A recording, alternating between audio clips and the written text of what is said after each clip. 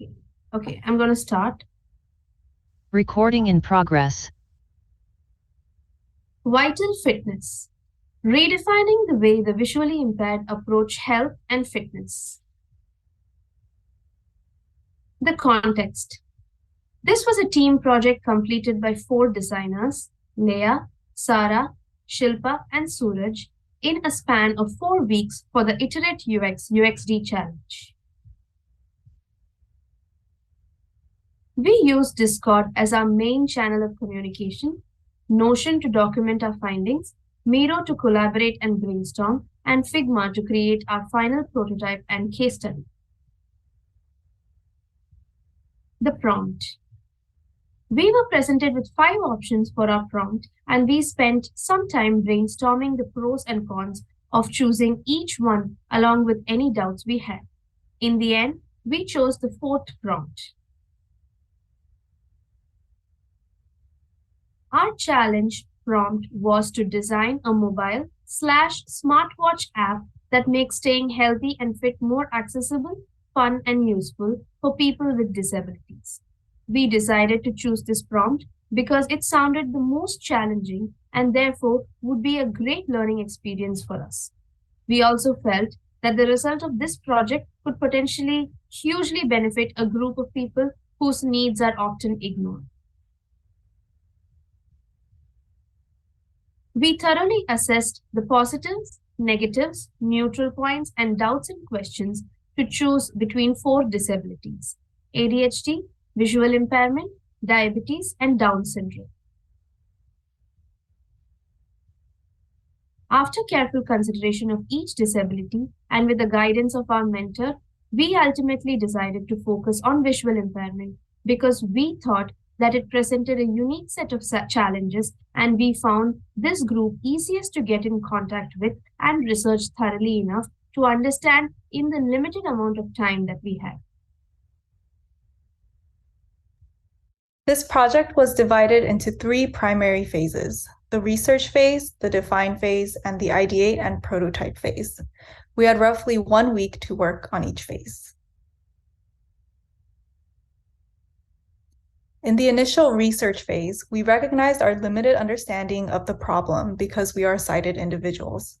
Our objective was to empathize with their experiences and uncover existing options, frustrations, pain points, and desires of this user group.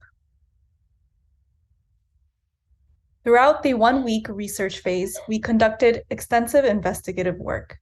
Our research involved reading articles about visual impairment and how it impacts individuals' experiences with technology, as well as investigating forums and Facebook groups relevant to our topic. We recruited 5 visually impaired participants and conducted exploratory interviews to gain insights into their needs and pain points. We also identified competitor apps and apps designed for visually impaired people to understand how their needs are currently being addressed and how we can improve upon it.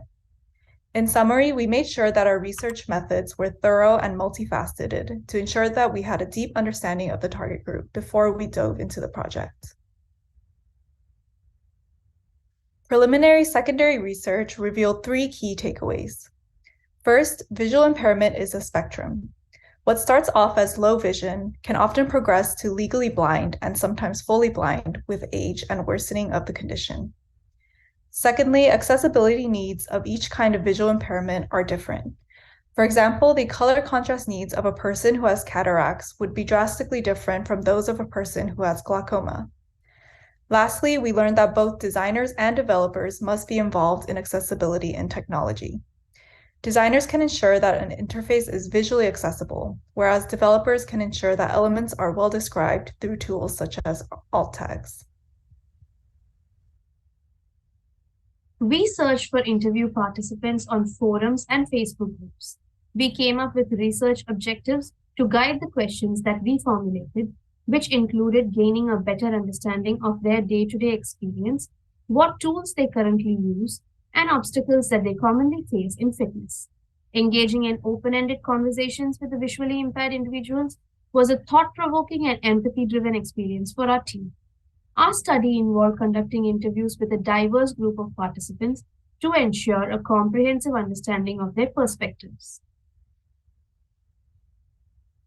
We interviewed 3 women and 2 men, ranging in the age from 20 to 52 years. Moreover, we made sure to include participants with a range of visual impairments to gain a deeper understanding of their experiences and challenges. Each interview lasted approximately 40 minutes and were conducted remotely through Zoom calls. Following our mentor's guidance and our own discussions, we classified each user's comments as positive, negative, or neutral, and then grouped similar insights to create an affinity. This exercise yielded valuable insights, including the challenges that visually impaired people face when it comes to fitness, how visually impaired people interact with technology, and what their preferences are, and what visually impaired people's typical fitness goals look like. The affinity mappings helped us condense the findings from our user interviews into 3 key takeaways. Using outdoor fitness facilities can be frustrating and or hazardous for visually impaired people, especially without assistance from a sighted person. Visually impaired people have the desire to keep track of their goals and progress, and AI and technology have made things much more accessible for visually impaired people. We then conducted a thorough competitor analysis, evaluating both direct and indirect competitors. Among the direct competitors, we assessed 3 audio-based fitness applications: Revision Fitness, developed by a visually impaired Paralympic athlete; Aptive Fitness, which is a major player in the market that caters to both visually impaired and sighted individuals; and Eyes Free Fitness, a fitness app for visually impaired people, which has since been discontinued. For our indirect competitors, we considered Be My Eyes, which is a platform that connects visually impaired individuals with sighted volunteers for support, and the Eyes Free Fitness YouTube channel, which offers audio-based workout sessions. We analyzed these platforms using SWOT analyses and found 3 main takeaways. Apps need to provide precise control over users' fitness experience. Community and social features can increase user engagement and make fitness a more enjoyable experience. And visually impaired people benefit from simple and straightforward UI that is easier to navigate. This concluded the first week of the challenge. We went into the second week, the define phase, equipped with a wealth of messy insights, an understanding of the target user's pain points, user needs, and the gaps in the market. It was now time to define the problem, set an objective, and create a persona to represent our user. First, we set about sifting through the immense amount of data we had gathered to unify them into common themes and refine our focus. This meant we had to bring our persona to life and understand what their goals and frustrations were, which would help us define what exactly the problem was and allow us to ideate on plausible features and solutions. Say hello to Alex. He is a 38-year-old transcriber who has been diagnosed with cataracts. 3 key aspects of Alex include his long-term goal, which is to be moderately fit so that he can lead a long and rich life. He wants fitness guidance that is specific to his visual condition and wants to be able to engage in fitness safely. He also wants to be able to track his progress in his fitness journey and does not like to be dependent on a sighted person whenever he needs to get a workout in. To frame effective problem statements, we looked back at takeaways from our user interviews, affinity mapping, and competitor analysis to distill a few motivations and pain points. Empathizing with our persona, Alex, also helped us narrow the scope of our problem. We went about structuring several problem statements using the popular who, what, where, and why framework before narrowing it down to a single all-encompassing problem statement. After a lot of deliberation, we arrived at our final problem statement. People with visual impairments face accessibility barriers when engaging in fitness activities, putting their safety and physical health at risk. With this problem statement in mind, we formed our objective, which was to strategize and design a mobile fitness app to help visually impaired people reach their health goals in a safe and engaging manner. Once we finalized and framed our problem statements, we broke down each aspect of the statement and formed how might we questions. Some questions we asked were, how might we make app-based exercises more accessible for the target user? How might we ensure user retains control over their fitness experience? How might we help prevent safety hazards when engaging in fitness? And how might we ensure user is motivated to start and stay on fitness journey? We use the how might we's as a guide for ideating possible solution features. We then created an impact versus effort matrix and organized possible features in the matrix to assess the priority of the different features our app could offer. The how might we exercise helped us really look through all the noise and bring the core of our project down to four key solution features, or the four pillars of vital fitness. The first two pillars, customization and accessibility, go hand in hand.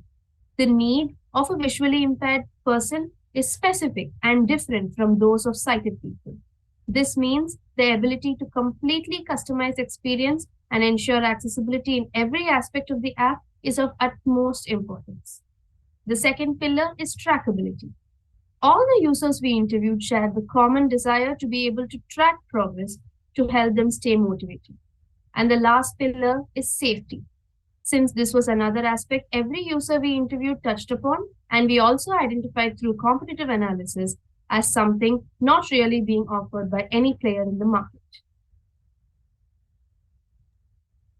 We closed the second week of the challenge knowing exactly what we wanted to achieve and what features we wished to include in our final design.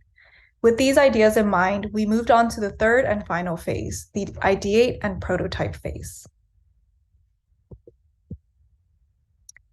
Going into this final phase of our challenge, we knew we were racing against time to get the prototype completed. We had three main goals for this phase: finalize the sitemap, zero in on an appropriate design style, and prototype the key screens for a minimal viable product that incorporate the key solution elements we had ideated. Now that we had some idea of the key features we wanted to implement, we wanted to define how Alex would navigate the app through a sitemap. Creating the sitemap gave us further clarity and enabled us to move on to wireframing and designing the solution. Before diving into the high-fidelity prototypes, we created a mood board to help guide our design decisions. After conducting some research, we settled on typographical as a design style to draw inspiration from. Typographical design is a style that values function over form and aesthetics, favoring raw minimalism. Typically characterized by an exceptionally simplistic approach to layout and UI design, it proved to be an ideal match for our app's functionalities, extreme color contrasts, and minimal visuals. We then got to prototyping. All important screens went through a minimum of 3 levels of iterations. We first started with quick sketches on paper to get out all of our ideas, then created a mid-fidelity digital prototype, and finally the high-fidelity prototype. Shown here are examples of how the home screen and the exercise screen progressed from paper to digital prototypes. We took several measures to try and make sure that our designs were accessible. We performed tests such as trying our designs with a screen reader, shown on the right, recreating impaired vision using glasses, shown at the bottom, and using AI to ensure important information is readable, shown on top. Our first key feature is accessibility. Shown here are only a couple of the several accessibility features that we added. The first group shows how syncing the app to the phone's built-in accessibility features is prioritized in the onboarding section. The second group shows how we minimize the need to use the keyboard by providing chips for several goal-setting questions. And the third group is a screenshot of the screen reader test that we conducted on all important pages to make sure that our design was compatible.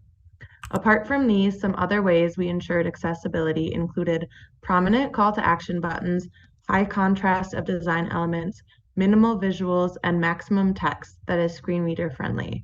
and ensuring all interactions provide some form of haptic feedback. Our second feature is customizability. We prioritized customizations as the first screen of onboarding.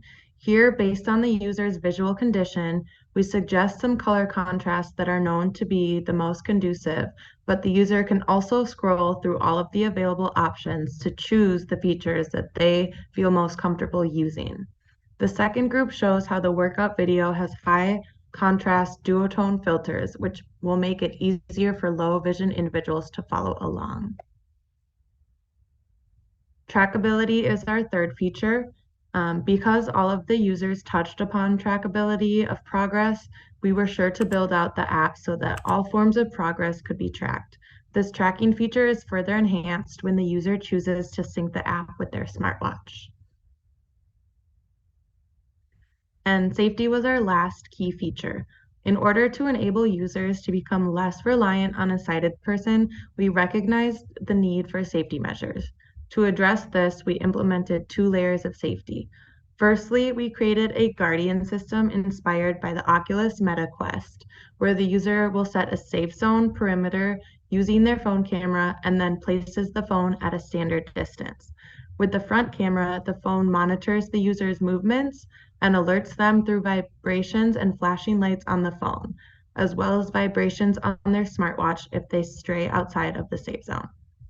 Secondly, we added an easily accessible SOS button on the exercise screen that requires mindful access and cannot be accidentally pressed. This button allows the user to immediately notify their emergency contact in case of an emergency. There were 2 particular flows that we wanted to highlight. The first is the onboarding screens, where the user goes through and selects from a list of visual conditions. The app then suggests ideal color contrasts and text sizes based on the selected condition. The user is also able to override the app's suggestions based on their custom preferences. After signing in, the user also adds other personal details and fitness goals. Next is the flow of the exercise screens. We chose to highlight the exercises directly on the homepage from where the user can select from a list of suggested workouts. Once the user is in the workout screen, they can also modify the video filters based on their personal preference. This flow also demonstrates how the user activates and sets up the Guardian Safety Shield and how they can use the SOS button. Throughout this design challenge, we faced 3 main obstacles. The first was empathizing with a disability that none of us have experienced. The second was organizing consistent meetings between 4 members who have very different lifestyles and schedules. And lastly was, of course, the race against time to finish our project. The next step is for us to validate current solutions with real users and to iterate accordingly. Through iterative testing with our target user group and evaluation, we can continue to improve our solutions and deliver a more user-centered experience.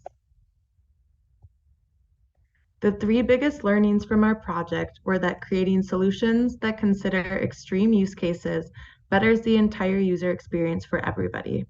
Second, if you don't understand a user group, you just have to ask the right questions and they are more than likely to guide you. And lastly, there's a lot more to consider when designing for accessibility than simply designing screens. Due to the limited time we had to complete this project, we weren't able to carry out every feature that we wanted to. Some of the next steps we would like to incorporate into our project include continuing to cater more visual impairments, leveraging computer vision to address spatial safety with AI, using the Apple Watch as an interaction touchpoint while performing any activity, and of course, user testing. Thank you for your time. Working on this project has been a highly gratifying experience for our team. We hope you enjoyed watching it as much as we enjoyed presenting it.